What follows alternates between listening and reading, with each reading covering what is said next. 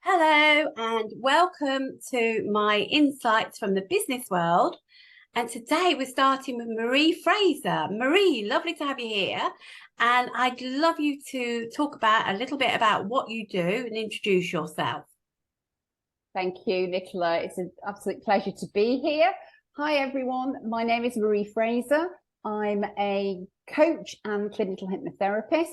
I support professional women, in particular female lawyers, to progress their careers and move into leadership with confidence and resilience. So that's me, also known as the Boundary Queen. Yeah, I think that's how I know you. And I find it fascinating that you've done clinical hypnotherapy. And I'm sure that must really come into play in your sessions. Yeah, I mean, it can do. Coaching is all about now and the future, whereas sort of the therapy side is about stuff that's stuck in the past or people keep going back to the past, which is holding them back. So yeah, a hypnotherapy session to sort of let go of that can be really, really useful. Yeah, I'm sure it can. So I see on your profile, you talk about the concept of saying yes to you and how it relates to supporting female lawyers in advancing their careers and stepping into leadership roles. So can you tell me a bit more about that?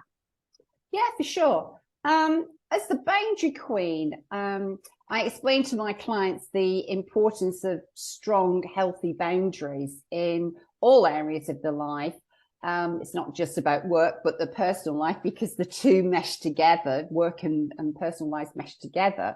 And saying yes to you is all about supporting them to, put their own oxygen mask on first so that they can look after themselves and take care of their needs, which of course is, so important to maintaining good mental, emotional and physical health. I mean, women especially women, are really lax when it comes to setting and maintaining their boundaries. Societally, we're conditioned to be good, giving, kind, be helpful and share and take care and nurture others. And as young girls, we're praised for these behavioral traits. And then, because we're being praised, we do more because it makes us feel validated. I mean, who doesn't want to be praised? The problem is that, no one teaches us about boundaries, and that overgiving, people pleasing and not looking after yourself leads to exhaustion and burnout. So it's quite interesting. There was a McKinsey report that it did reveal that, that 42% of women experience burnout compared to 35% of men. And there was another one on LinkedIn about 74% of women saying that they were experiencing work-related stress compared to 61% of men. So, leaders know that they cannot do everything themselves, and that they rely on their teams to make them look good and to be cooperative and cohesive.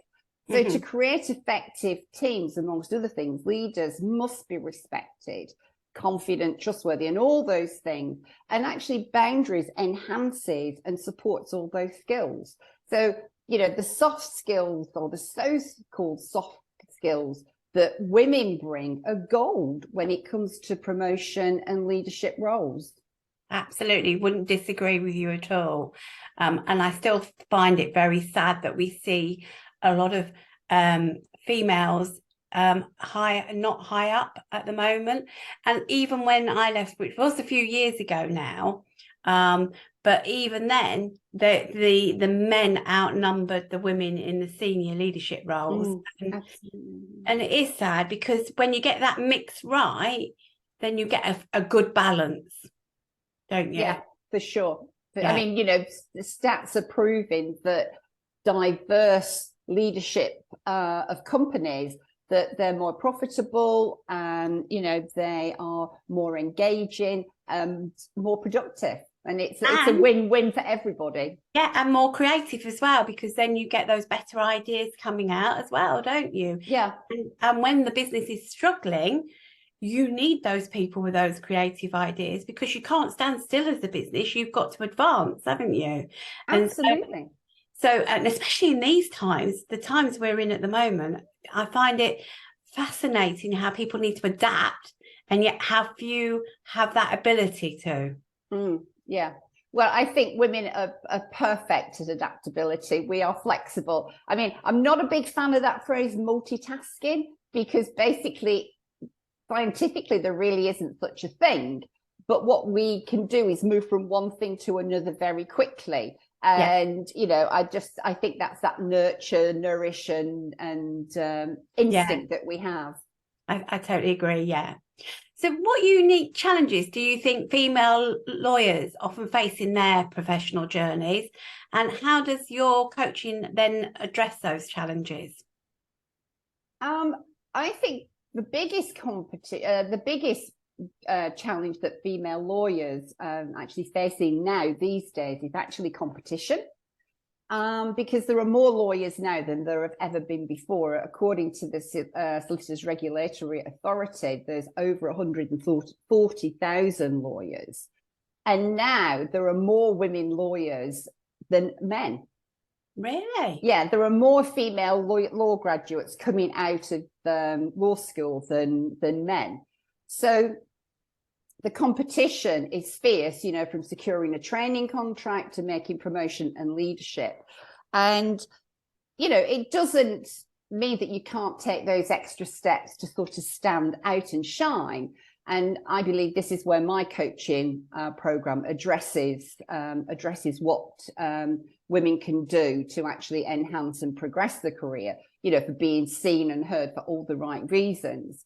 Even with more female lawyers, it's still irritating to me that, the law is a male-dominated profession.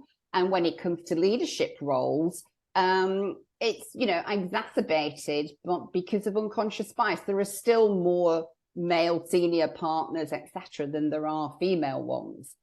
I think another thing is emotional intelligence can be also a unique challenge because of the nature of the work. So, from divorce, medical negligence, crimes against the person, human rights, etc. One has to, you've got to be able to take care of yourself so you're not taking on the client's emotional state. I mean, even if you're a residential lawyer and the client's buying a house. I mean, buying a house, as everybody knows, if you've done it, it's one of the most stressful things you'll ever do as an individual.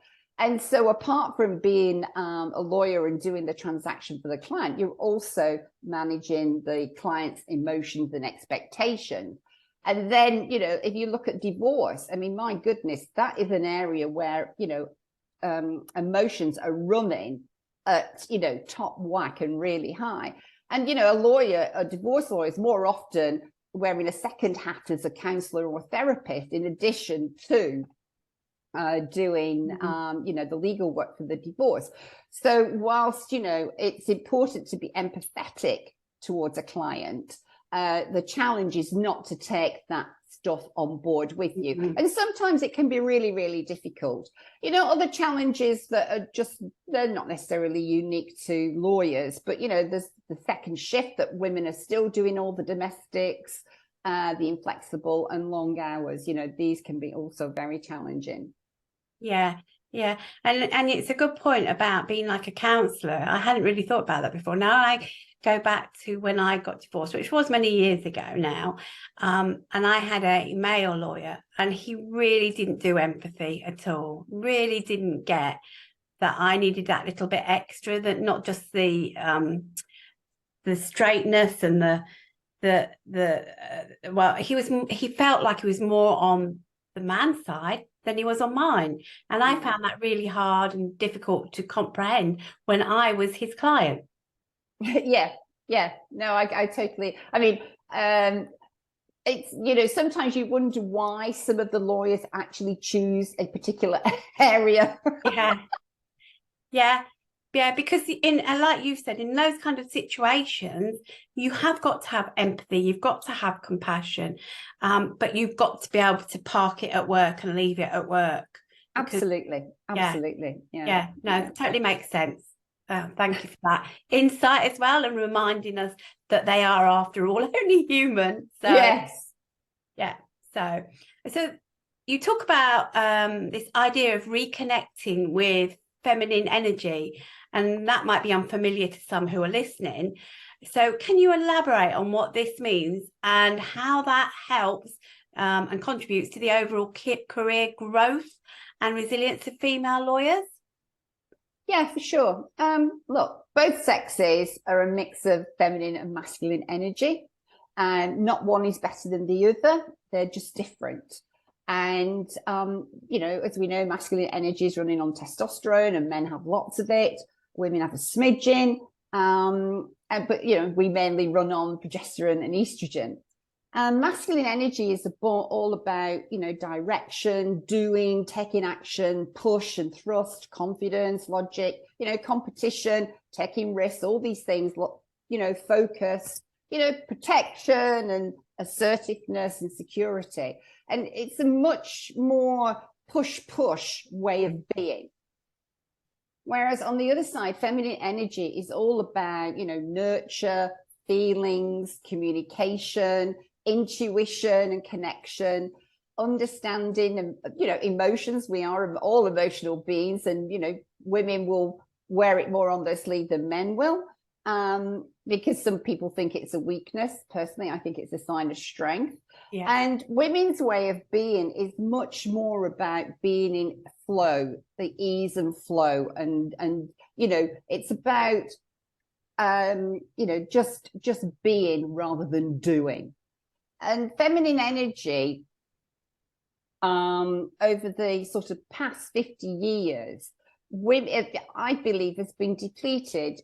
Women have stepped into that role of superwoman, it's where I can do everything and I can do it all well. And it's very masculine energy. And, excuse my French, and I don't want to offend anybody, but, think about the bitch in the boardroom. It's all, it's very, very masculine. She's the one that's doing it all. She's the only one that can do it right. She doesn't accept help because nobody can do it as good as she can.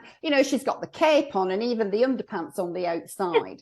I have seen this, and, to a certain extent, I was very much like that. During the 80s, there wasn't anything I couldn't do. The problem is, superwoman runs on testosterone, and we only have a small amount. So when that runs out, cortisol and adrenaline kick in, the stress hormones, that fight or flight hormones. So it's hardly surprising that women are burning out at the rate they are, because we're not meant to be permanently running on cortisol and adrenaline, which is what happens when our testosterone runs out. And because we have a small amount, it runs out very, very quickly. Yeah. It's great if we need to push through the night on a project. We can, that testosterone will push us through, but we can't do that all the time. It's just crazy. And, I think it's one of the reasons, over the last 50 years, say, that there's such an increase in female infertility, because of the too much cortisol and adrenaline running through our systems. The soft skills that we call them, they come naturally to women, and they're incredibly important in creating harmonious work environments. And so as such, they contribute to the overall career growth. Managers and people higher up can see that, you are much more in control within your feminine energy and more in ease and flow. So there's very little sort of what I would term as conflict. And it's, as I said, we've said earlier, it's important to have a diverse leadership team. And I think companies are coming round to that. But then there's another reason perhaps why women are not staying at, board C-suite level. No, and I think you're right. And I think when you look at the feminine energy, that when you're in it, you want to collaborate, and that is a win-win situation for everybody, which is the Thomas Kilmann model. And it's so right. And I refer to this in conflict all the time about, when we need to be collaborating. So when we're in those conflict situations, we need to be finding a way forward that we collaborate. And people tend to miss that. And I think when you're right, when you're in that zone of pushing through, and almost emulating men, then you're actually doing yourself a disservice, because you're not using your true strengths, really. So yeah, totally agree. So great point. Thank you for that one, Marie. Okay, so my next question is, how does your coaching help female lawyers build resilience and self-belief particularly, because we can see that people often really struggle with this and really doubt themselves, and then especially, because it is a competitive and demanding legal industry. Yeah. I mean, my coaching is very holistic. There's always a reason why somebody has got, say, imposter gremlins, or, a really virulent inner critic. So it's, I have a comprehensive toolkit that I use, and, depending on what the client is bringing, depends on what what I bring out of my toolkit. It also depends on the coaching style that I use for that particular client and that particular issue. I'm very respectful of a client's personality and the speed with which they want to work. There are some situations. So, for example, with regard to self-belief, there's a whole host of reasons why people have got, low self-belief. And that could be from way back in childhood, or it could be experiences that they've, uncomfortable experiences that they've had as a teenager, or, through adolescence, even as recent as at university, or a previous work experience. And, if you are not encouraged, and you haven't been encouraged in any area of your life, really, then you don't know whether you're doing a good job. Yeah, and that's a really good point. I'm going to pick you up on that one, because I can remember having a manager who said, if I don't tell you anything, then you're doing a good job. And it's like, I need to hear it. I need you to tell me specifically what I'm doing right, so that I can do more of that. And people just don't get that, do they? They just don't understand that people need to hear what they're doing well. And then when you talk about as well, when you said about that self-belief, I can remember having my self-belief knocked tremendously by having a micromanager. So whatever I did wasn't right. And I can remember being shouted at in the middle of a team meeting that I was one of the leaders in, because I had left two of the team members to get on with sorting out the presentation that they were going to do, because I believed in them and I trusted in them. And he didn't like what they'd done. And he said, you knew what I wanted. I said, no, I read it the same as them, and I had every confidence in what they were going to do. And in the middle of the meeting, he bawled me out. So I really lost my self-belief in myself. And the way I got it back was actually having coaching, leadership coaching. And that made me realize it wasn't me, it was him. And that's the key, isn't it? And that's why coaching is so good for you. Yeah, no, absolutely. I mean, people like that guy have their own issues going on. Yeah. So from where I'm sitting, he sounded very unconfident in his own abilities. And anybody that micromanages, if you are micromanaging out there, then stop it immediately, because all you're doing is closing in on people that want to do well, and you're not allowing them to grow and make a mistake. We're all human. Exactly. At the end of the day, and that's how we learn, by making mistakes. Exactly. So yeah, great. I think really reinforce this thing about micromanaging. Just look at yourself. I remember being in a shop and they've got a cafe as well. I was standing in the cafe and there was two staff. One was getting a drink and the other one was serving her. And the one that was getting the drink said, "Oh, my manager's been on the phone 7:30 this morning." And she said, with a long list of things he wants to do. "But he's already given me that list," she said.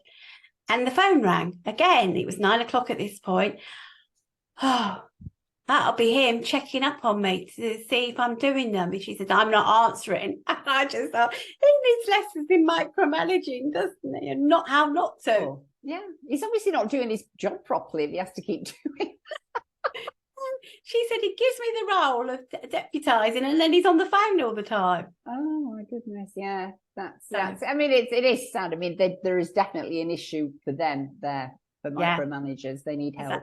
They do need help, exactly.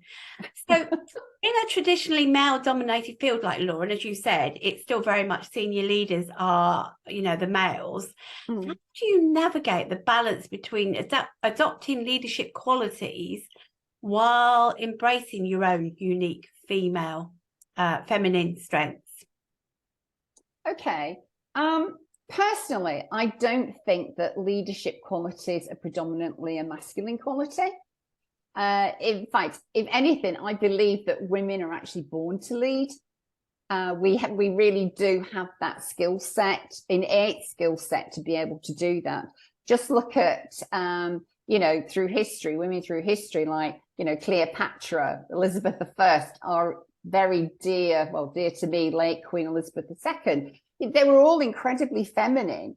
But good Lord, you actually knew who was in charge. Yeah. And they were hugely honoured and respected. So I think it's that there is a lot of unconscious bias towards women, and which needs to bring more awareness. I think that there has to be more flexibility in hours for women, because we're still, until such time as that second shift of, domestics and caring for children and, caring for elderly relatives, it's always down to in most relationships, it's always down to the woman to do that, unless there is more equality between partners with regard to those duties, less unconscious bias. I think that it's going to be, it's going to take a while for women to actually get there. I mean, I didn't say this, but I'm going to say it. Also, once the old fuddy-duddies in the law firms have retired and move on, and you're bringing younger blood through, both female and male, then, hopefully that's going to instigate change to create a better platform and an environment for women to be able to move much more easily into leadership. I hope that makes sense. Yeah, no, it does make sense.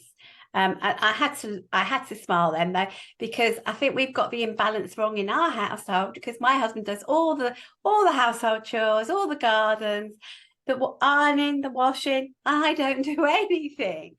I think one could call me lazy, really, but no, I'm just busy working instead. I think that's amazing. Well done. What is your secret? It always has been like this, because he did shift work and I didn't. And I was always traveling to work, so my journeys were always like an hour to 2 hours in the majority of the time. So he just took it on. He was brilliant. And he was there for the kids and everything. And, he's a typical male, completely masculine, but he's just done it. And he likes things done a certain way. So it works.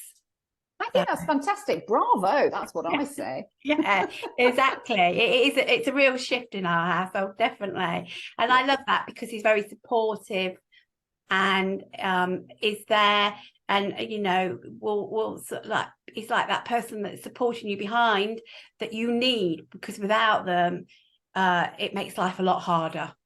No, for sure it does. And I think this is why a lot of women when they get to a certain point in the careers, especially if they've got children, they just think, do you know what? I can't do both. No. And I must admit, I can remember thinking that till my oldest got to 14. No, my youngest got to 14 rather. But that was predominantly because I worked locally. But the office was shut. We knew the office was going to shut at some point, and I thought I want to have moved on before it shuts. And when they got to 14, I thought, okay, now's the time. I can go now and I can do my thing. Having said that, 14 to 17 with the kids was probably the hardest bit, really, because I was going to say I actually didn't behave that well some of the time. They were quite entertaining though, so that's what I will say. Yeah, I remember my children in their teens. Sometimes, it can be challenging. Yeah, it is. Especially when you sort of, it's your first time going through all of that, isn't it? Luckily, my husband, it was his second time, so he was kind of prepared. So. Oh, well, that's good. That's good. Yeah, no, I found it quite challenging, but hey ho, they've turned out into, that's the main great thing. young men. Exactly. Yeah. Okay. So, can you provide an example of a boundary-related challenge that female lawyers often encounter, and then how you help them get those healthier boundaries? Yeah. Okay. So, if you're working, for example, in, say, mergers and acquisitions, I mean, the hours can be absolutely insane. You're surviving on very little sleep. And as I've said earlier, that's fine. We offer as a one-off, if you want to push through and what have you on a one-off. But, doing that all the time is just so damaging to your long-term health and well-being. And, resentment and anger for not having a life outside the office can kick in, no matter how much you want promotion and leadership potential. It doesn't have to come at the risk of your well-being. So I'm always staggered how people think that they can perform at their best with hardly any rest and recuperation. So it's something that I focus on a lot with my clients, to understand what their needs are and what their priorities, and to make those needs a priorities. It's not selfish or weak for them to be at their best. And so rest is crucial. I mean, we all, I personally am incredibly grumpy. I need a lot of sleep. And if I have missed out, for whatever reason, it makes me incredibly grumpy. And everything just gets blurred and cloudy. So yes, I've pushed through past that in the 80s when I was Superwoman and what have you, but it's not really a good place to be. And putting your boundaries in place, it does take courage to stand up and say no, but with support, what we do in my program, and putting boundaries in place, we don't eat the whole elephant. We start off, with, for some people, saying no is so uncomfortable. Because it's something that they've never ever done before. So again, we go at the client's own pace, not necessarily what feels comfortable all the time, but we're just pushing until it could be something very simple, like no, I sort of don't want to go to that particular restaurant or something like that. I mean, something that it's neither here nor there, but it's just the actual saying of no that can be really challenging for people. And there's lots of ways to be able to say no without causing any offense. But what they do is they learn that they've got choices, that it puts them in control of a situation, and especially of a situation that is not serving them.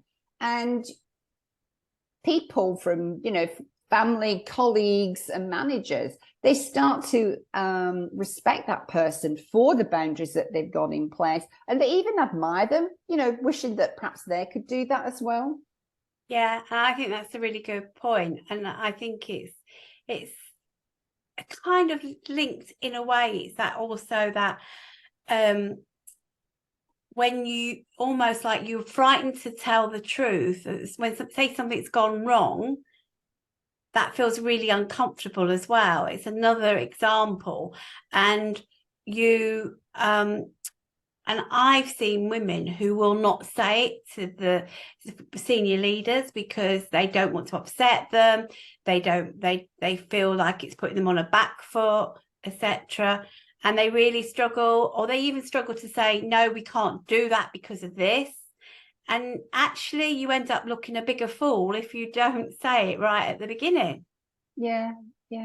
I mean, I think wherever you are in your career, whatever you do in your career, I mean, just being honest with yourself is just so important, because it's sort of, when you're dishonest with yourself, it's just so confusing.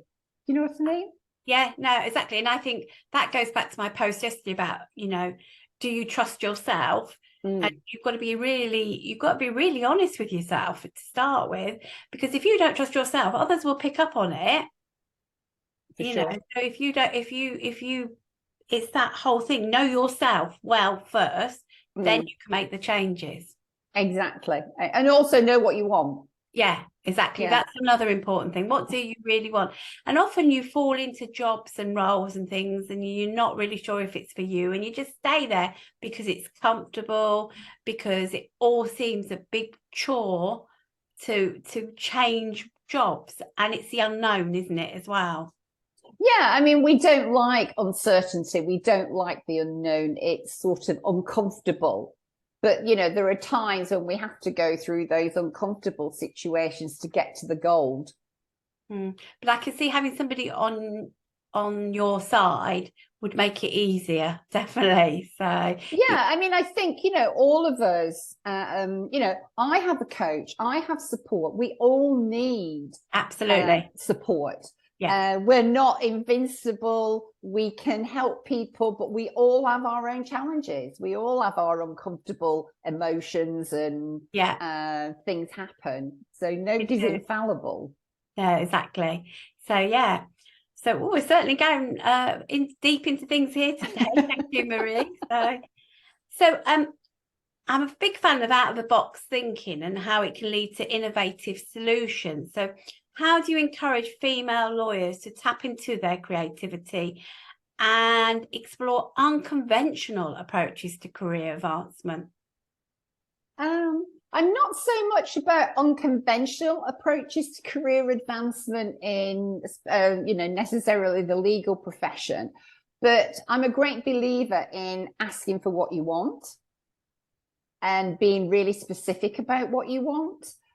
Sometimes you just assume that your manager, your boss, your head of department knows what you want, so you're letting them control your career advancement.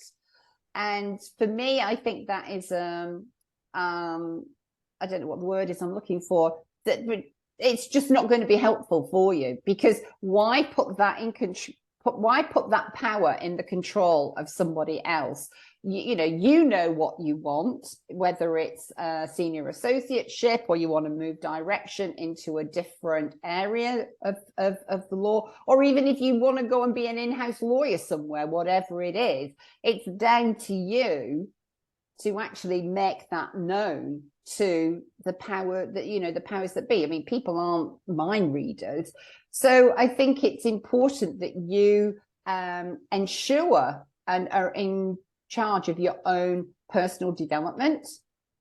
I mean, even though there are lots of law firms these days that, have got in-house coaches, they have got, personal development programs and things like this, I'm always dubious how many people, how many employees in these firms will actually take advantage of that. One, because I think there's a concern about confidentiality, not necessarily the actual in-house coach disclosing, but I have heard that, pressure comes down from above as to, what's happening here or what have you.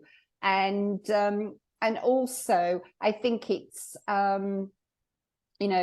with regard to personal development, it may not be something that you need to develop in whatever program. You know, for example, if it's something like confidence and self-belief, then why would you want to go and sit in a room with other people going through a particular program? You're not really going to be open. You know, you're not going to want to divulge your weaknesses and things like that. But everybody should be in charge, in my opinion, of their own development. It's so important. And I think it's also important to, I mean, whatever industry you're in is networking, you know, networking within the organization, also within your industry, but also networking outside of your industry, because that could be really useful to get a different perspective, you know, on approaches to advancing your career. So I don't necessarily think that's out of the box thinking, but those are definitely things that I encourage. I don't know, because I do think there's still this tendency to think that the business and the manager and the leader are the ones that tell you how to develop your career. And I really think you need to, as you say, own it. And I can remember going to college one day events, etc. And so I would just ask for the day off and say, if I go to this and I bring back anything worthwhile, can I have that as time off, you know, by the business? And I was very lucky because they could always see the benefit of what I was doing. And I can remember going to a creativity event at a University of Lincoln, and it was really useful. And I took that back and shared it. And I think we kind of need to change that approach. It doesn't have to be all in-house either. It can be that you can look around you, what have they got going on, and tap into that.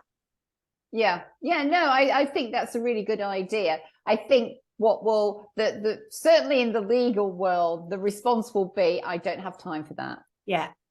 And that's a big issue. Time is really in a very short supply. To be honest, I think it is everywhere.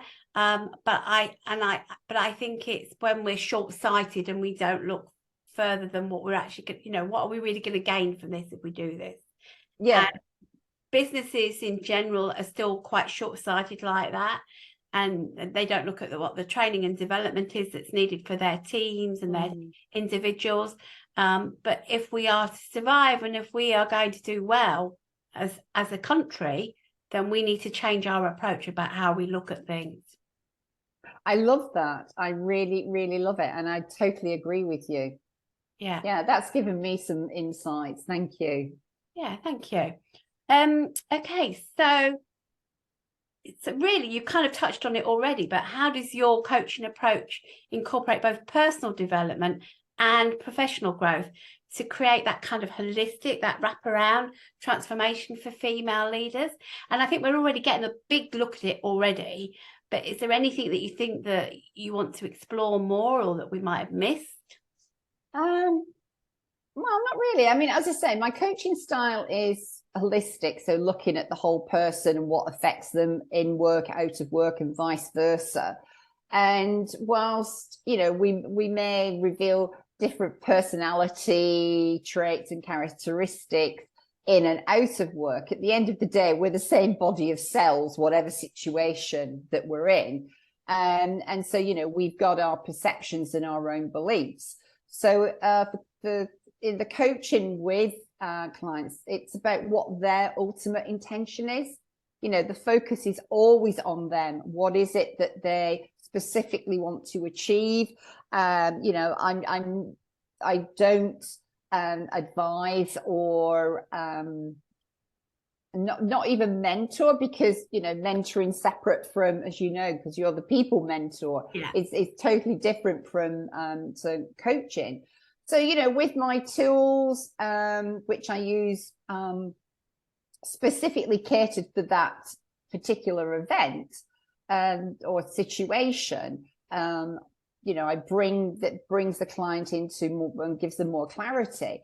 I mean, you know, if you have two people who are lacking in confidence, for example, they could, the root of that could be for very different reasons. they've got different programming from previous life experiences. People that are lacking boundaries, again, they may be lacking boundaries for totally different reasons. So it's what is the reason that is making them believe what they believe in, if that makes sense. Yeah, exactly. So you've got, each person is an individual, and that's what I mean, I suppose, and that's also why I don't do group coaching, because otherwise that's just general. So we're not getting down to the nitty gritty of why there are issues. Yeah. And I always think with group coaching as well, you get some who are more vocal than others. And some people also find it hard to open up in a group as well. And so I think you have to really consider that as well and take it into account and think about your approach, which you clearly do. And it's good to hear. And I suppose that takes me on to the, do you cover anything like a support network with the lawyers, or do you just keep them all as individuals? Oh yeah, no, the total, each client is individuals. Then nobody knows who my other clients are and things like that. There's no, there's no crossover or meeting or anything. Confidentiality. Okay, so I'm going to the last question now. And what is the biggest insight you would give people listening around leadership and building boundaries? Oh, okay. Well, personally, it's to be aligned to your wonderful, authentic self, and working on yourself to develop yourself is really important, because we're all a work in progress and there's always more to learn. Be kind, treat people how you want to be treated, no matter whether you're the CEO or you are the guy on the security desk at on the ground floor of your building. I think everybody should be treated equally. And I think when you do that, you gain so much respect from everybody that you encounter, and admiration too. Also be fair, no favorites and what have you. Having your boundaries in place, really important. And being an effective communicator is really, it's really important, because there's no point it all being up in here. You need to be able to communicate, the good and not so good too. Smile a lot. I think that's really important. I mean, you sitting on the tube in the morning and everybody's looking so grumpy and down and what have you.